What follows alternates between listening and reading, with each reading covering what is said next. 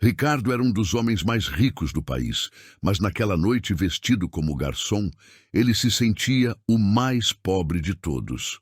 Ele armou aquele teatro para testar a mulher que amava, mas a câmera escondida em seu paletó estava prestes a mostrar que a traição era apenas o começo de um plano muito mais sombrio.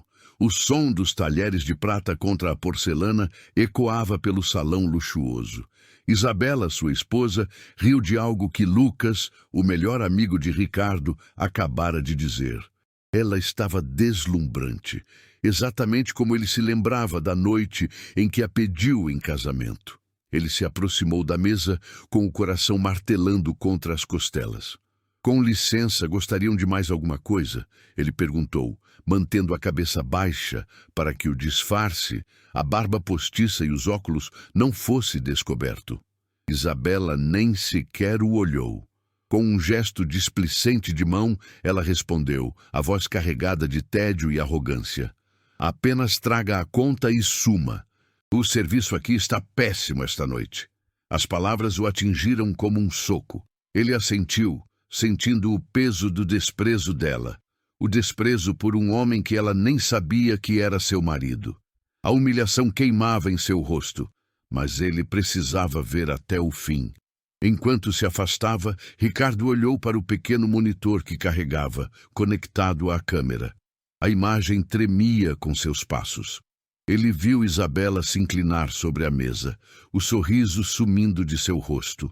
Ela tocou a mão de Lucas e o microfone captou seu sussurro, claro como cristal. Falta pouco. Em breve tudo isso será nosso e ele vai desaparecer para sempre. O ar faltou nos pulmões de Ricardo. Desaparecer não era apenas sobre dinheiro. Era sobre a vida dele. Aquelas palavras, ele vai desaparecer para sempre, ecoaram na mente de Ricardo, sobrepondo-se ao murmúrio do restaurante. Por um instante, o salão luxuoso se dissolveu e ele foi transportado para 8 anos atrás, para um pequeno café com cheiro de tinta a óleo e café fresco. Isabela não era uma socialite, era uma artista. Ele se apaixonou não por sua beleza calculada de hoje, mas pelo brilho apaixonado em seus olhos, enquanto ela descrevia suas telas, as mãos manchadas de tinta gesticulando com um fervor que ele nunca tinha visto em seu mundo de contratos e balanços financeiros. Ela não fazia ideia de quem ele era, e por semanas ele foi apenas Ricardo, o homem que ouvia fascinado sobre suas inspirações. Ele lembrava vividamente do dia em que revelou sua identidade. O medo em seu olhar não era de ter perdido uma oportunidade, mas de que o dinheiro dele pudesse contaminar a pureza do que eles estavam construindo. Prometa que isso não vai nos mudar, ela pediu, e ele prometeu. A promessa o levou a uma noite estrelada em Paris, no topo de uma torre que ele havia reservado só para eles. De joelhos, ele não ofereceu apenas um anel de diamante, mas uma vida. Eu não quero te dar o mundo, Isabela. Eu quero que você seja o meu mundo. As lágrimas que escorreram pelo rosto dela naquela noite pareciam tão reais, o seu sim tão cheio de amor. Por anos ele acreditou naquela promessa, mas as rachaduras começaram a aparecer. Pequenas coisas a princípio. Uma frieza sutil, uma distância no olhar. Até a noite, 3 semanas atrás, que o empurrou para este abismo. Ele a encontrou no quarto, sorrindo para a tela do celular. O sorriso morreu no instante em que ela o viu. Com uma rapidez suspeita, ela virou o aparelho, o corpo tenso. Quem era? Ele perguntou casualmente. Ninguém, só uma amiga da faculdade. Mas seus olhos fugiram dos dele. Naquela madrugada, a desconfiança o venceu. Ele pegou o celular dela. A conversa com Lucas havia sido apagada, mas uma notificação ainda pairava na tela, uma prévia de uma mensagem que ela não teve tempo de ler antes de apagar o resto. O plano está quase pronto. Paciência. O ar de seus pulmões se esvaiu. O plano. Que plano? Foi ali, em sua mansão silenciosa, que a ideia do disfarce nasceu. Uma última, desesperada tentativa de provar que estava errado. Ele queria ser humilhado, queria que ela o tratasse mal como um garçom, para que depois ele pudesse tirar o disfarce e eles rissem juntos de sua paranoia. Ele rezava para estar louco. Mas agora, de volta ao restaurante, o eco daquelas palavras cruéis apagava qualquer esperança. A oração não fora atendida. Ele não estava louco, estava cego. E a mulher sentada naquela mesa não era uma estranha, era a sua carrasca. O desejo que o levara àquele restaurante não era por vingança. Era um desejo muito mais frágil e desesperado. O desejo de estar errado. Ricardo não queria uma confissão de traição. Ele ansiava por uma prova de sua própria loucura.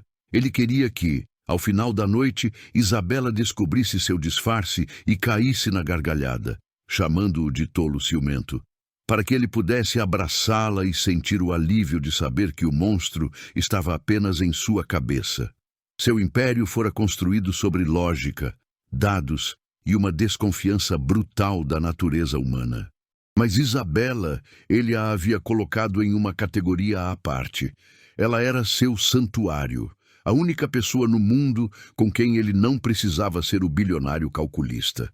Ela era a artista com a alma em chamas, a mulher que o lembrava de que havia mais na vida do que aquisições e lucros. Salvar seu casamento significava salvar a última parte de si mesmo, que ainda era capaz de confiar cegamente, de amar sem uma cláusula de rescisão. Era por isso que a dor que sentia agora era tão profunda. Não era a dor de um marido traído, era a agonia de um homem assistindo ao seu próprio santuário ser profanado pelos dois únicos outros fiéis que ele permitira entrar. O conflito que o rasgava por dentro era uma guerra civil. De um lado, o CEO implacável, que via os fatos como eles eram, as mensagens apagadas, a frieza crescente, as desculpas esfarrapadas para viagens de inspiração artística, que agora ele entendia serem encontros secretos. Esse lado gritava que ele fora um idiota, que os sinais estavam todos lá, piscando em vermelho neon, e ele os ignorara. Do outro lado, o marido. O homem que se lembrava dela dormindo em seu peito depois de passarem a noite inteira conversando. O homem que financiou sua primeira grande exposição e sentiu mais orgulho ao ver o nome dela na parede da galeria do que em qualquer negócio que já fechara. Esse homem sussurrava, desesperado, que devia haver um erro, uma explicação. Talvez desaparecer fosse uma gíria, uma piada de mau gosto. Talvez ele tivesse entendido tudo errado. Essa esperança era seu veneno e seu único antídoto. E então havia Lucas. A traição de seu melhor amigo era, de certa forma, ainda mais cortante. Lucas era seu irmão de outra mãe, o homem que esteve ao seu lado quando seu pai morreu, o padrinho de seu casamento. Ricardo repassava mentalmente os últimos meses e as peças do quebra-cabeça se encaixavam com uma clareza nauseante. Todas as vezes que ele confidenciou a Lucas suas preocupações sobre Isabela, Lucas o apaziguava. Você trabalha demais, Ricardo. Ela só se sente sozinha, ele dizia com uma falsa expressão de solidariedade. Mulheres como a Isa são complexas, passionais. Essa distância é só uma fase. Ele se lembrava de um almoço há um mês, quando Ricardo estava prestes a confrontar Isabela. Lucas o deteve. Não faça isso, aconselhou, colocando a mão em seu ombro. Você vai sufocá-la, vai parecer um marido controlador. Dê a ela espaço. Confie nela. Confie em mim. Lucas não estava apenas acobertando o caso. Ele estava ativamente o manipulando, usando a confiança de Ricardo como uma arma contra ele mesmo, pintando-o como o vilão de sua própria tragédia para que pudesse roubar sua vida pelas costas. O maior obstáculo, no entanto, era a fortaleza que ele mesmo ajudara a construir, a imagem pública de Isabela. Para o mundo, ela era a esposa perfeita, a musa, a filantropa. Dava entrevistas sobre como o amor deles era um conto de fadas moderno, sobre como Ricardo a apoiava incondicionalmente. Se ele a acusasse sem provas de aço, A narrativa seria virada contra ele em um piscar de olhos. Ele seria o bilionário opressor, tentando destruir a reputação de sua esposa por puro ciúme. A imprensa o devoraria. A sociedade que o aplaudia o condenaria. Ele estava encurralado pela perfeição que ele próprio financiara. Por isso o disfarce, a câmera, o teatro, era sua única maneira de lutar, seu único caminho para obter uma verdade que ninguém acreditaria se ele apenas a contasse. Ele precisava que o mundo visse com seus próprios olhos. Olhando para a mesa deles, vendo os dois sorrindo, ele finalmente entendeu. Seu desejo de estar errado não era amor, era negação. E o conflito não era apenas sobre seu casamento, era sobre sua sobrevivência.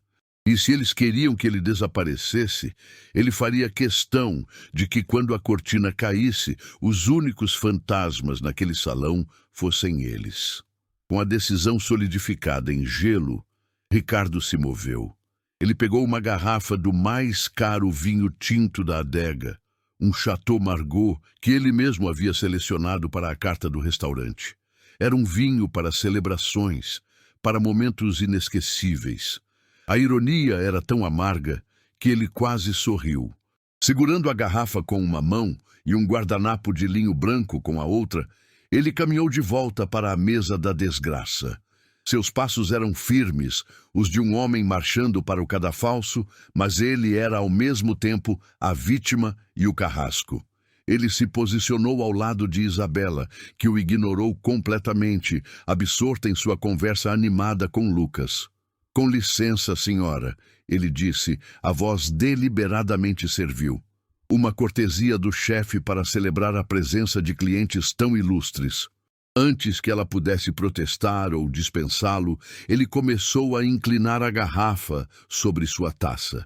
E então o mundo pareceu se mover em câmera lenta. Um leve, quase imperceptível, tropeço em seus próprios pés. Um desequilíbrio calculado.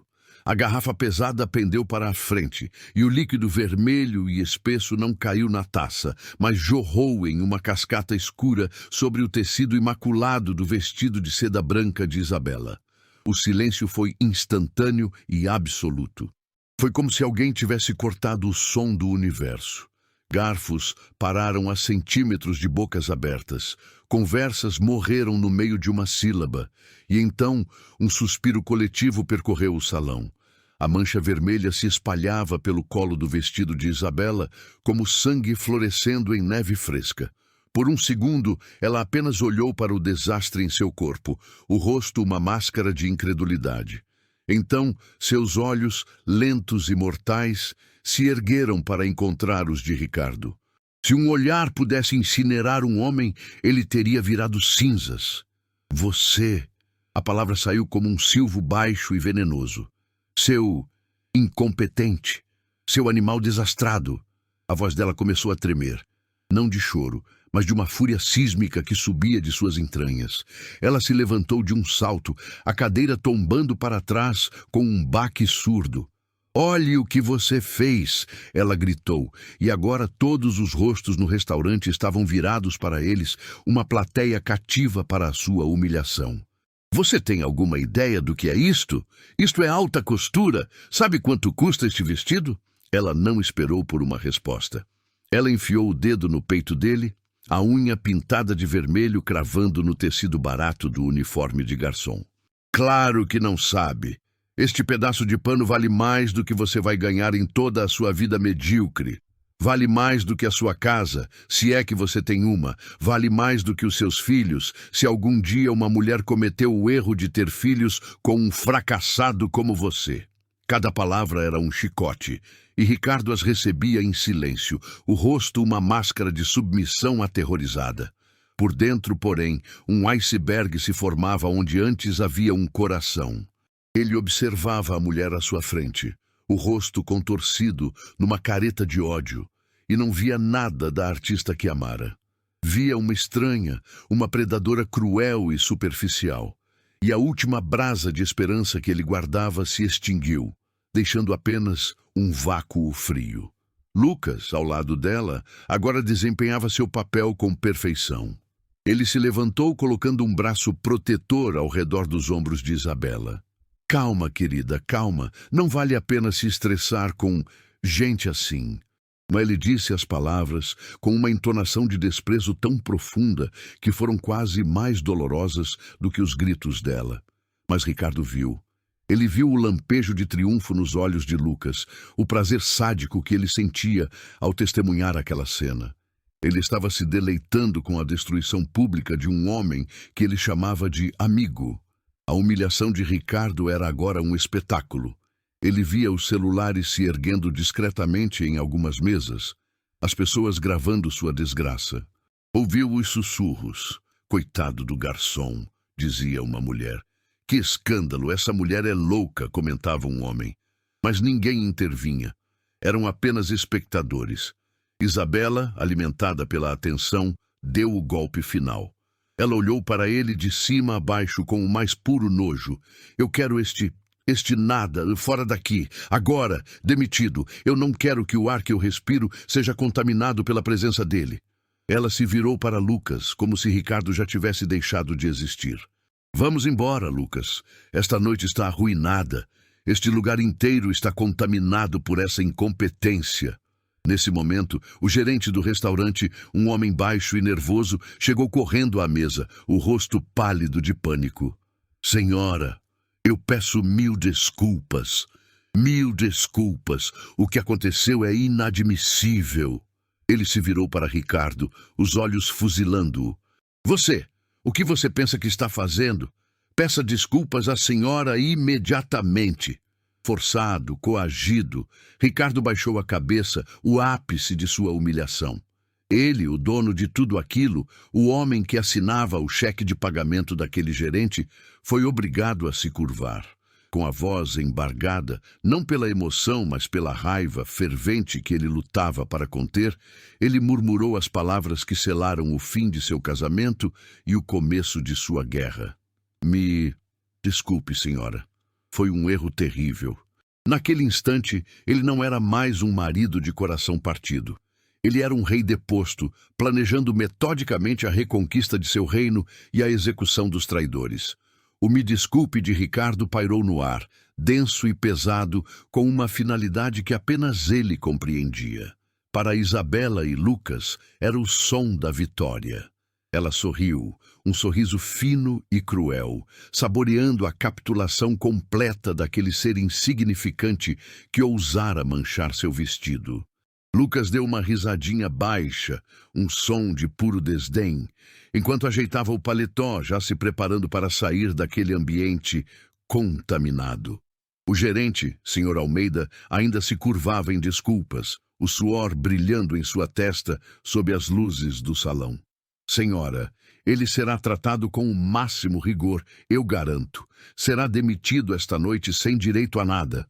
Por favor, aceite nossas mais sinceras desculpas e um jantar por conta da casa quando desejar nos honrar com sua presença novamente. Ele falava com a urgência de um homem tentando salvar seu emprego, e Isabela se deleitou com seu poder, acenando com a cabeça de forma magnânima, como uma rainha perdoando um servo. Ótimo, mas agora tire-o da minha frente, ela ordenou, virando-lhe as costas, o assunto já encerrado em sua mente. O gerente, no entanto, não se moveu. Ele se endireitou. A postura subserviente e amedrontada se desfez como fumaça, substituída por uma calma e uma autoridade que não estavam ali segundos antes. A mudança foi tão súbita que Lucas, que já dava um passo para sair, parou e olhou para trás, uma ruga de irritação se formando em sua testa. "O que foi agora?" ele rosnou. Sr. Almeida olhou diretamente para Isabela, a expressão em seu rosto agora indecifrável.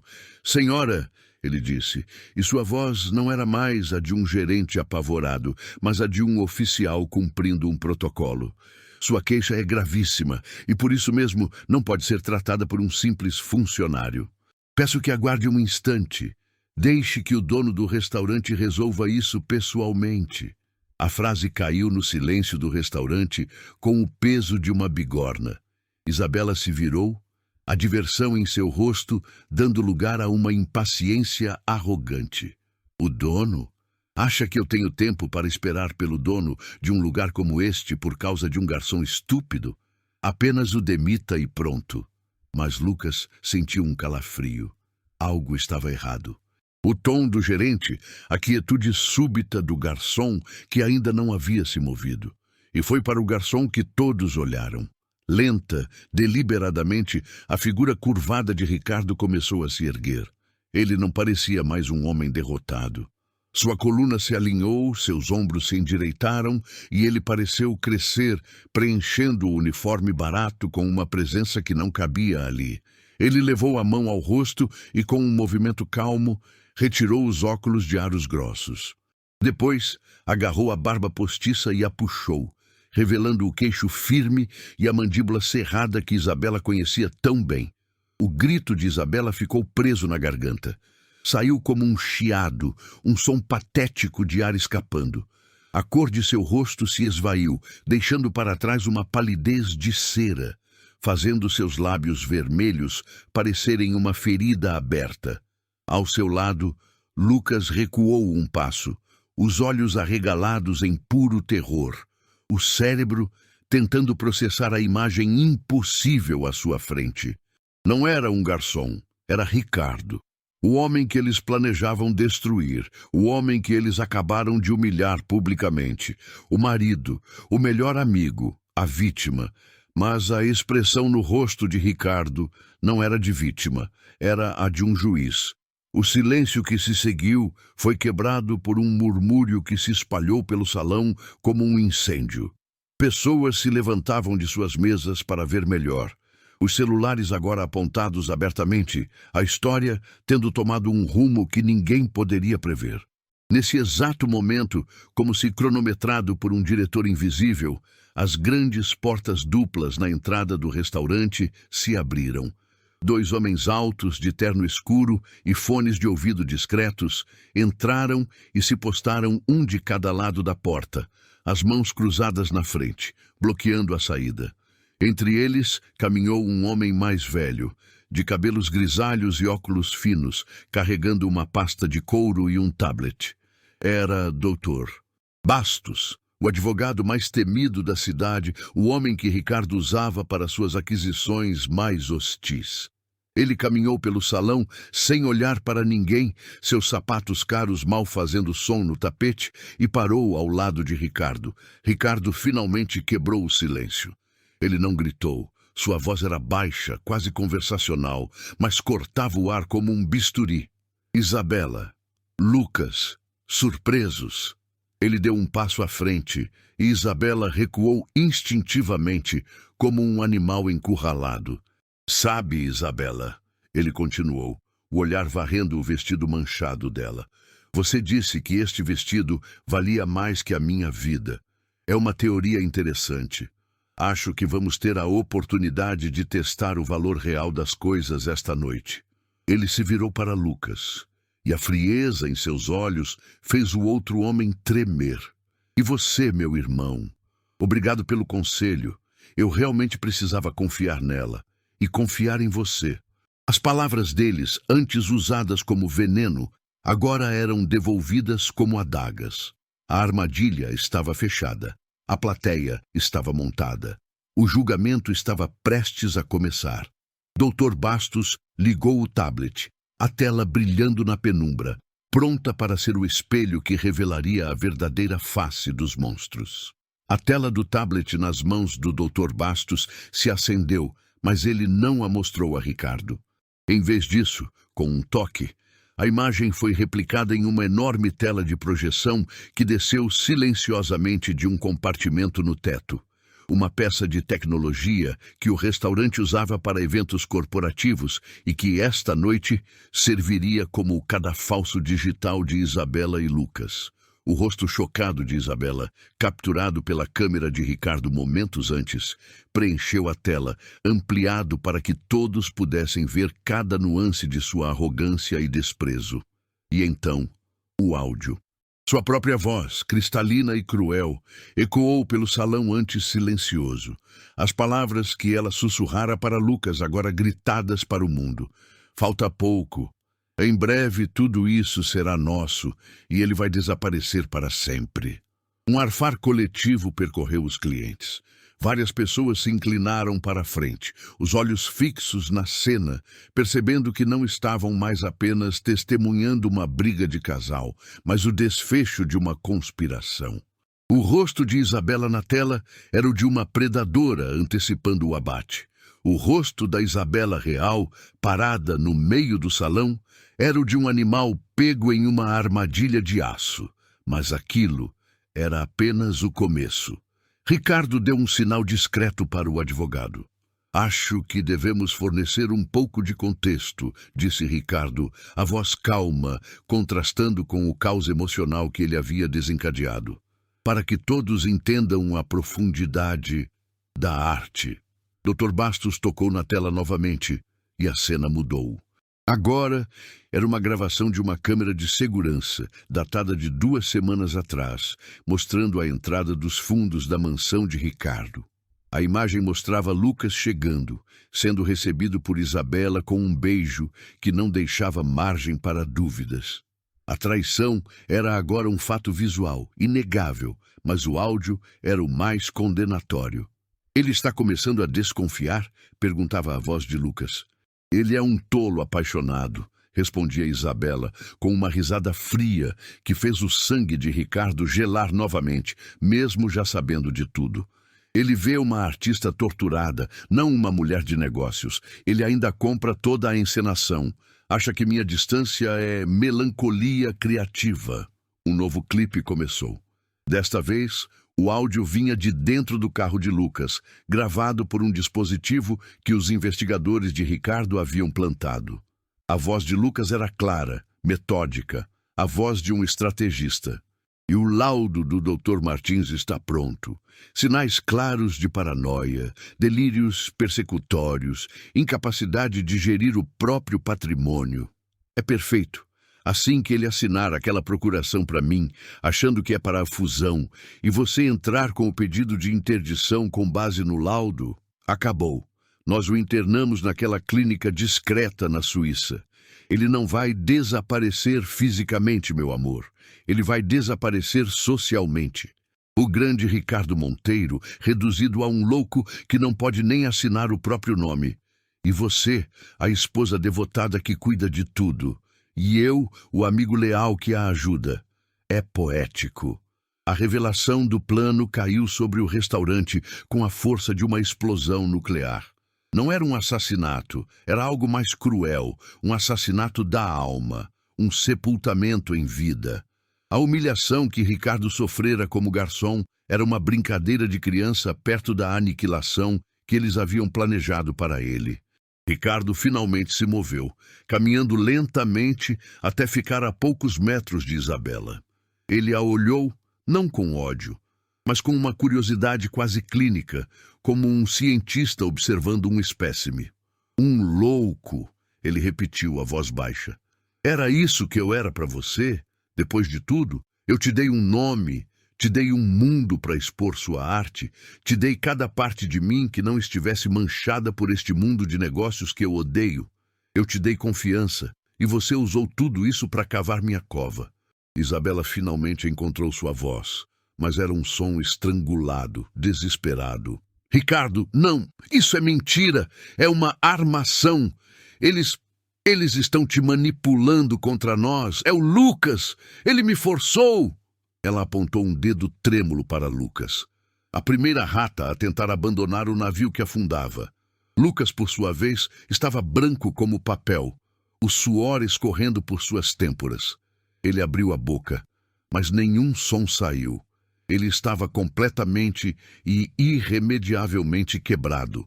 Ricardo ignorou a acusação patética dela e se voltou para o homem que chamara de irmão. E você, Lucas, você se lembra do dia em que meu pai morreu? Eu chorei no seu ombro por horas. Você me disse que eu não estava sozinho, que seríamos irmãos para sempre. A voz de Ricardo embargou por um instante a única rachadura em sua armadura de gelo. Você segurou a aliança no meu casamento.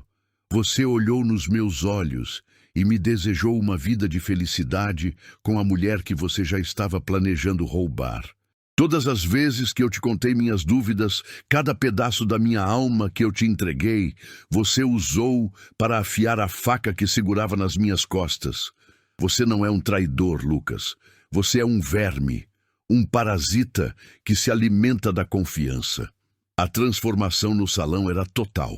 O garçom humilhado era agora um titã de poder e retidão, dissecando seus algozes com a precisão de suas próprias palavras. O casal, glamouroso e superior, era agora uma dupla de conspiradores mesquinhos, expostos em sua ganância e crueldade. A plateia, antes dividida entre pena e desprezo, agora estava unida em uma onda de satisfação justiceira. Dr. Bastos deu um passo à frente, desligando a tela, que voltou a exibir o logotipo do restaurante como se nada tivesse acontecido. Em nome do meu cliente, senhor. Ricardo Monteiro, anunciou ele em voz alta e clara para todo o salão. Um pedido de divórcio por fraude e conspiração será protocolado amanhã de manhã, acionando a cláusula de infidelidade e má-fé, que anula qualquer direito da senhora Monteiro sobre o patrimônio. Uma queixa-crime por estelionato, falsidade ideológica e tentativa de interdição fraudulenta também será apresentada contra ambos. A segurança irá agora escoltar a senhora Monteiro e o Sr. Costa para fora da propriedade. As palavras finais selaram seus destinos. Os dois seguranças na porta se moveram, não com pressa, mas com uma inevitabilidade assustadora. Eles não tocaram em Isabela ou Lucas. Apenas se postaram atrás deles, bloqueando qualquer rota de fuga que não fosse a da vergonha. Humilhados, desmascarados e destruídos, os dois foram forçados a caminhar pelo corredor da infâmia, passando pelas mesas de estranhos que agora os olhavam com desprezo aberto, os celulares ainda gravando cada passo de sua queda. Ricardo ficou parado, observando-os ir embora. Ele não sentiu alegria, nem mesmo alívio. Apenas um vazio imenso e gélido, onde seu amor e sua amizade costumavam residir. A guerra havia acabado, e ele havia vencido. Mas o custo da vitória fora seu próprio coração. Quando as portas se fecharam atrás deles, um silêncio pesado desceu sobre o restaurante. Ninguém sabia o que fazer.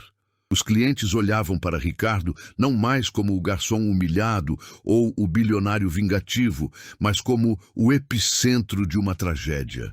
Ele era o vencedor, o sobrevivente, mas a solidão ao seu redor era palpável. Ele permaneceu de pé no meio do salão, um rei em um castelo subitamente vazio, cercado pelas ruínas de uma vida que ele descobrira ser uma farsa. Não havia champanhe para celebrar, apenas o gosto de cinzas na boca. Ele fez um aceno quase imperceptível para o Sr. Almeida, um sinal silencioso de que o espetáculo havia terminado. Em seguida, sem uma palavra, virou-se e caminhou para uma saída privativa, deixando para trás um salão cheio de sussurros e a mancha de vinho no chão. A única evidência física da batalha que acabara de ser travada. Nos dias que se seguiram, a história explodiu. Os vídeos gravados nos celulares vazaram, tornando-se virais antes mesmo que a equipe de Ricardo pudesse conter a tempestade. A queda de Isabela e Lucas foi tão brutal quanto pública.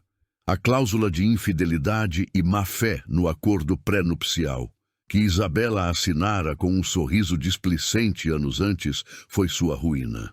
Ela não saiu apenas sem nada, saiu com dívidas, pois foi obrigada a devolver presentes e cobrir os custos legais.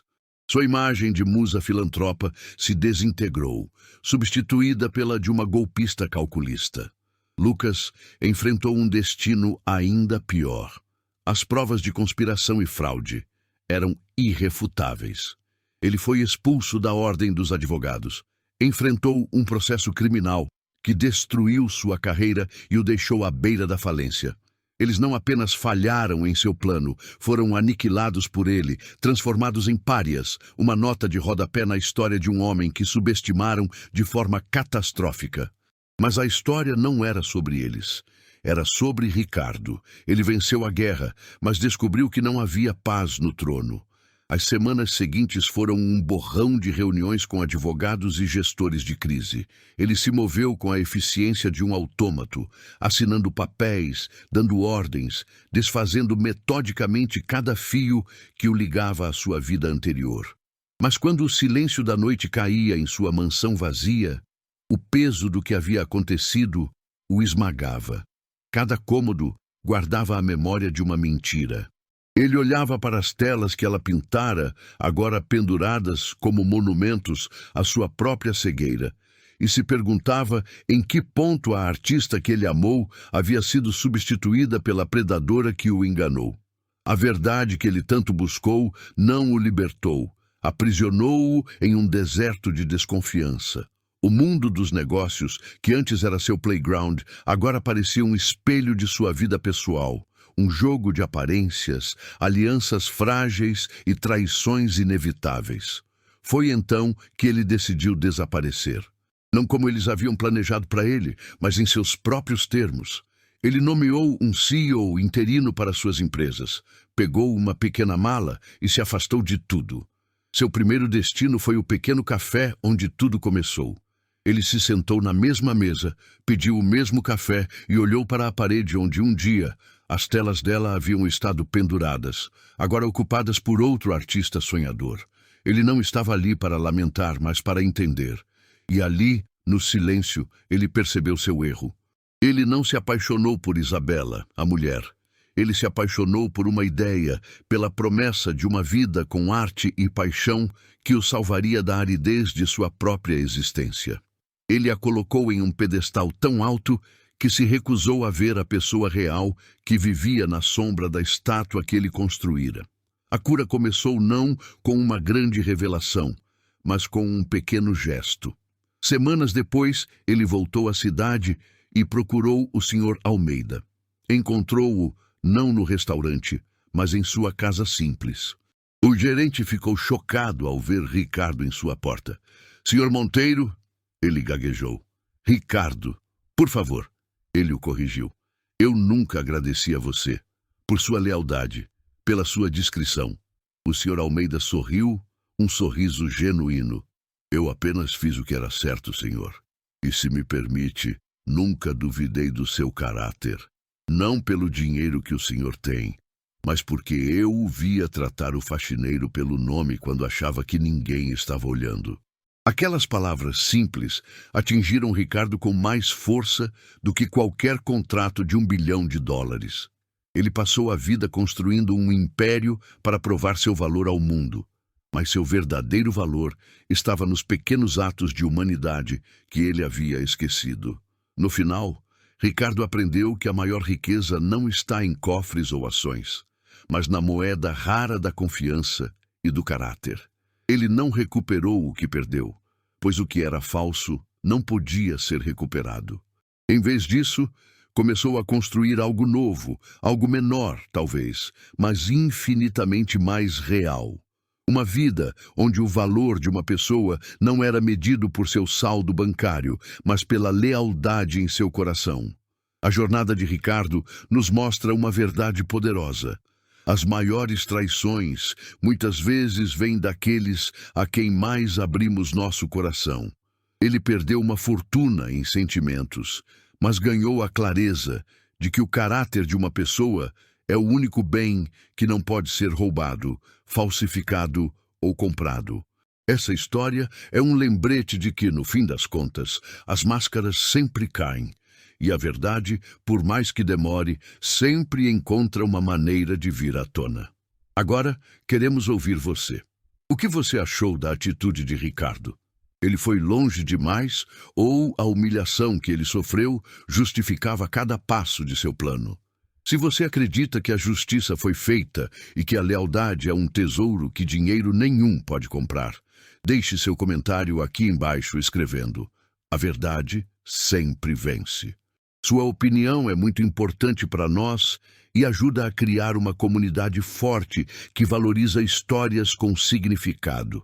Se essa mensagem te tocou de alguma forma, compartilhe este vídeo em suas redes sociais ou com aquela pessoa que precisa se lembrar que, mesmo nos momentos mais sombrios, a integridade é a nossa maior força. E claro, para não perder nenhuma de nossas próximas histórias emocionantes, que te prendem do início ao fim, inscreva-se no canal e ative o sininho de notificações.